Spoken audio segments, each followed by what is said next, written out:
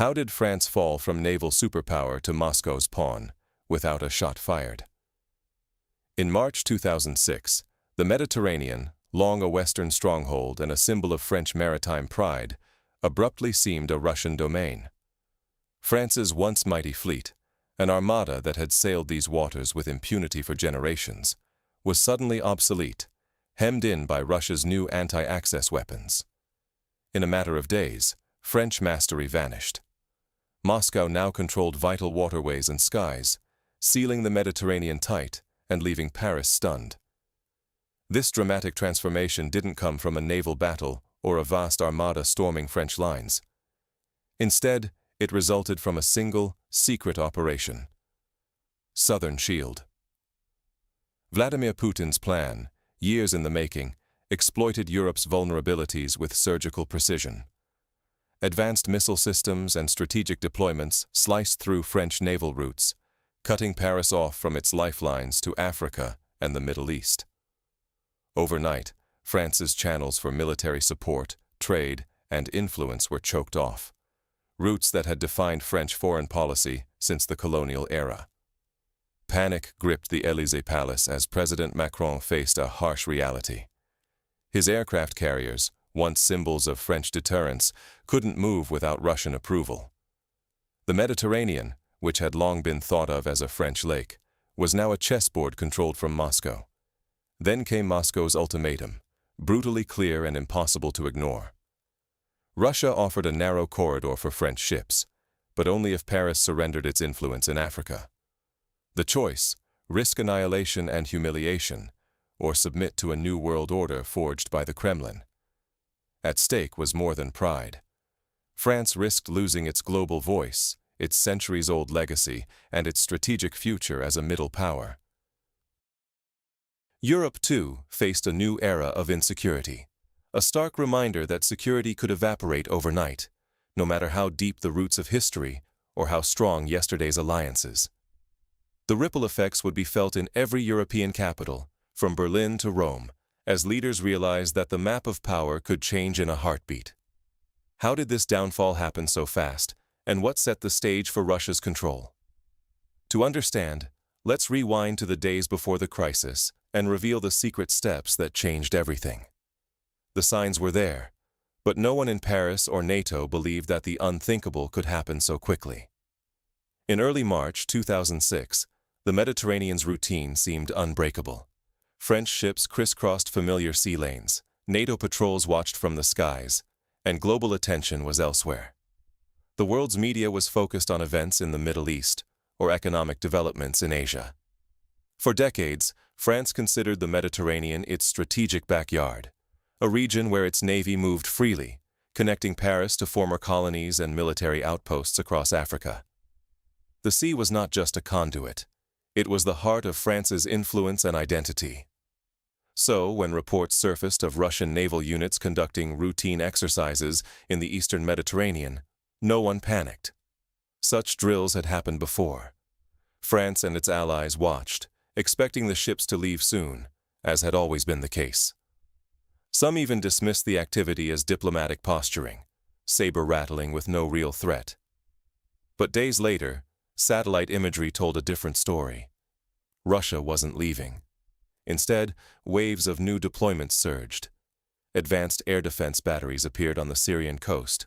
Long-range missile systems were networked across the sea, and electronic warfare assets popped up in new, unexpected places.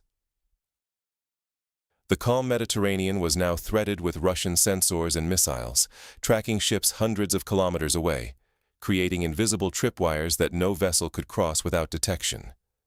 French analysts quickly realized these weren't isolated drills. Russia was building an anti-access/area denial zone, an A2/AD bubble that could close off key maritime corridors. For the French Navy, used to freedom of movement, the change was immediate and jarring. Overnight, routes to North Africa, carrying French troops, supplies, and presidents, became hazardous. Any move risked Russian detection or attack. Suddenly, the Mediterranean was no longer a safe harbor, but a gauntlet. Inside the Élysée Palace, an emergency meeting convened. Security advisors, commanders, and intelligence analysts pored over satellite images, intercepted chatter, and observation reports. Russian forces now had the power to control a massive swath of the Mediterranean. In conflict, they could choke off lifelines France had relied on for decades. The arteries for French operations in Africa, logistics, military support, even diplomatic access, were at risk. The sense of vulnerability was palpable. And it wasn't just surface ships. Russian submarines had taken up positions in key corridors, lurking beneath the waves and threatening to strike at any moment. Their presence changed the balance, making French carrier groups dangerously vulnerable. Even the flagship Charles de Gaulle, the pride of the French fleet, was no longer untouchable. Could France risk moving its most valuable assets through waters now dominated by Moscow's sensors and missiles? It soon became clear this wasn't an impromptu reaction. French intelligence uncovered evidence of a Kremlin plan, later called Southern Shield. This was a playbook: military moves, diplomatic levers, and new alliances to lock down the Mediterranean. Moscow had been preparing for years, waiting for the right moment, studying French vulnerabilities, tracking naval patterns, and forging partnerships with regional players. The realization was chilling. The trap had been set long before anyone in Paris noticed. By mid-March, tension was unmistakable. French military briefings grew urgent. The new Russian configuration didn't just limit movement, it challenged Western naval dominance. A senior French officer bluntly said, "For the first time in decades, the Mediterranean wasn't a Western lake." Diplomats scrambled. Emergency consultations erupted in Paris, Brussels, and NATO capitals.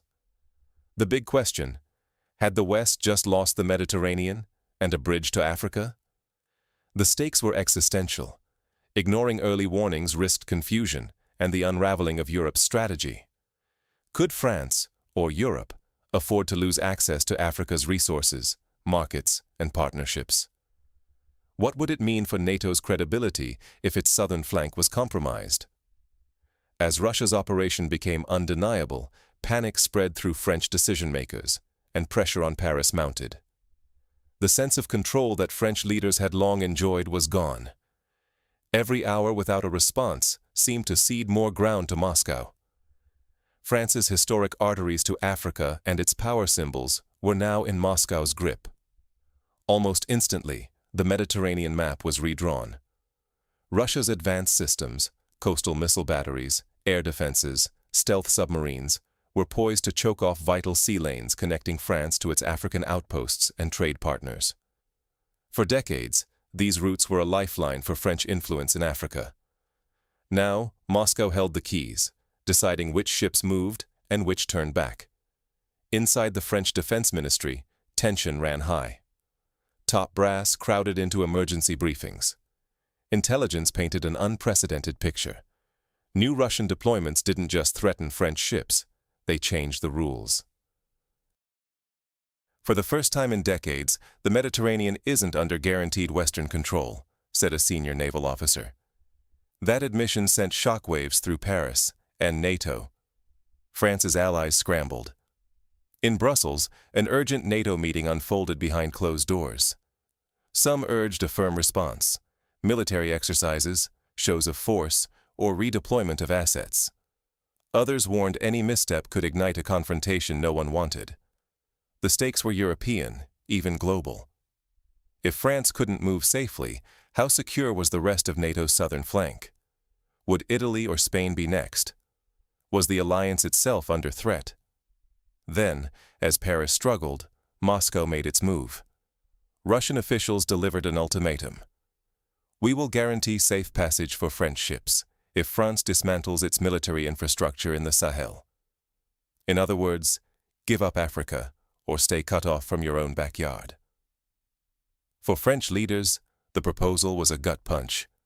The Sahel wasn't just desert. It was where France had built alliances, run counterterrorism operations, and anchored its ambitions. Military bases, logistical hubs, political relationships, all now at risk of being traded away. Some lawmakers fumed. "If we accept these terms," one said, "it's the end of French strategy in Africa. its capitulation. Was France really ready to turn its back on a century of influence for the sake of maritime convenience?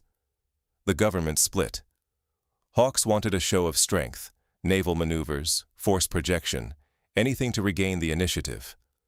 Others, including seasoned diplomats, cautioned the old playbook no longer worked. Russia's systems had made the Mediterranean a killing field for even advanced fleets. The risk of defeat, or escalation, was real. Could France afford to gamble, knowing the potential cost? As the debate raged, word of the crisis leaked out. Headlines blared. Mediterranean showdown. France faces ultimatum. Europe's southern door slams shut. Public anxiety soared. Each revelation was another blow to French prestige. The story was no longer just military, it was existential. France faced a no-win scenario: confront Moscow and risk disaster, or bend and watch its legacy in Africa unravel. The world watched. Analysts wondered, if Paris capitulated, would it mark the start of a huge redrawing of influence in Africa and the Mediterranean? Was this a preview of a new era, one where Western dominance could vanish overnight? Would other great powers see an opportunity to move in? Could this embolden rivals from Beijing to Ankara? But what's really at play? To see the danger, we must look at the broader trends behind the crisis. Was this just a local crisis, or the first domino in a global transformation? Look deeper.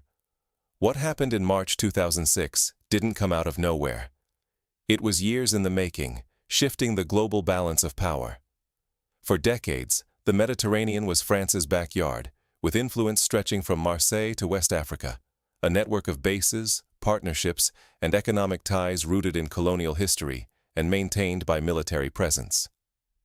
But that foundation was cracking. France's presence in Africa was shrinking. Coups and rising anti-French sentiment in the Sahel eroded its standing. Meanwhile, new players moved in. Turkey ramped up its navy. China invested in ports and infrastructure, quietly buying influence. But Russia was the boldest, moving pieces patiently, looking for the moment to strike. At first, Russia's moves seemed scattered: joint drills, new hubs, arms deals. But soon, the strategy was clear. Build a web of anti-access zones, bubbles where Western forces couldn't operate freely. These weren't just blockades, but networks of sensors, missiles, and electronic warfare to shut down sea corridors. Control didn't mean planting a flag. It meant making it too risky for rivals to show up. The new face of power was invisible, denying rather than occupying. The Mediterranean, with its straits, ports, and busy trade routes, was ideal for this model. As each anti-access node snapped into place, the rules changed. Even the most powerful navies became vulnerable. The old assumption of Western power projection no longer held. The Mediterranean's openness, once a given, now depended on Russian permission. That's why the crisis hit Paris so hard. It wasn't just a lost standoff. It was losing the initiative after decades of dominance. Every leaked briefing and anxious headline raised a question. If Paris gives in, is this just the start? Will Western influence in Africa, the Middle East, or even Europe collapse next? Analysts warned, this might be the opening salvo in a larger shift, a redistribution of global power. If the old powers lose their grip here, what stops the dominoes elsewhere? Trade routes, energy supplies, reputation, all are up for grabs. The established order, with the West at its core, was no longer a given. Could the Suez Canal, the Strait of Gibraltar, or even the English Channel be vulnerable to similar tactics? The stakes couldn't be higher. A shift in the Mediterranean could redraw the map, not just regionally, but globally. The end of Western dominance could signal that the whole system is changing, a new era of competition and uncertainty. What would a world look like where no great power could take its security for granted? Now, as France looks out at a transformed region, the question isn't just what it will do, but what the world can learn from this moment. Faced with these changes, what real choices does France have, and what comes next for the global order? Will the lesson be one of adaptation or of decline? In a world where power shifts overnight, how do nations adapt? For France, the Mediterranean crisis of March 2006 wasn't just a storm. It was the result of Russia's long, methodical buildup, modern anti-access and area denial systems turning open seas into lethal chessboards. Where Paris once sailed with confidence, now even its largest ships, carriers included, are vulnerable. Sheer naval size no longer guarantees freedom. Now, it's about controlling pressure points, straits, ports, and choke points that can shift power without firing a shot. The question is no longer who has the biggest fleet, but who can make movement too dangerous to attempt. So, what are France's options? The first is confrontation. They could ramp up their naval presence, flex muscles, and try to retake the initiative. But the risks are huge. Modern missiles can strike from hundreds of kilometers away. A show of force could escalate into a conflict no one wants, and France's advantage is uncertain. One miscalculation, and decades of influence could vanish, or worse, a wider war. Is the risk of military humiliation worth the gamble? The other path is negotiation, a diplomatic compromise, accepting some loss of influence for stability. But this, too, is bitter. For France, it might mean stepping back in Africa, letting others, Russia, China, Turkey, fill the vacuum. That's not just a blow to prestige, but a realignment of power. These crises rarely resolve quickly. Instead, they launch new alliances, military revamps, and redraw the geopolitical map. The aftershocks could last for years. The bigger lesson? Global power isn't about the most ships or the biggest guns. It's about adaptability, spotting where the world is shifting and moving fast enough to keep up. Every retreat leaves an opening, and someone is ready to seize it. Does France have the vision and agility to reinvent its strategy, or will it cling to old habits until it's too late? For France and for all, the stakes are high. A single wrong move could set the course for decades, locking in losses or igniting conflicts that ripple beyond the Mediterranean. So as the dust settles, one question remains. What does this turning point mean for France and the world? The Mediterranean's new rules aren't written with treaties, but with strategic moves. Every power must choose its play. For decades, France built its foreign policy on the Mediterranean as its sphere, a launchpad for influence in Africa and the Middle East, a safe harbor for its fleets. But recent events shattered any illusion that historic influence guarantees future control. Paris now faces a choice: double down militarily, risking confrontation with Russian anti-access systems that can turn even an aircraft carrier into a target, or pivot to diplomacy, preserving sea lanes but possibly surrendering its position in Africa, a blow to influence built over generations. The danger isn't just for France, it's for all of Europe and beyond. If France steps back in the Sahel, who fills that vacuum? Who writes the next chapter in a region where European, Middle Eastern, and African interests collide? Crises like these don't fade quickly. They set off chain reactions, new alliances, new arms races, new realities.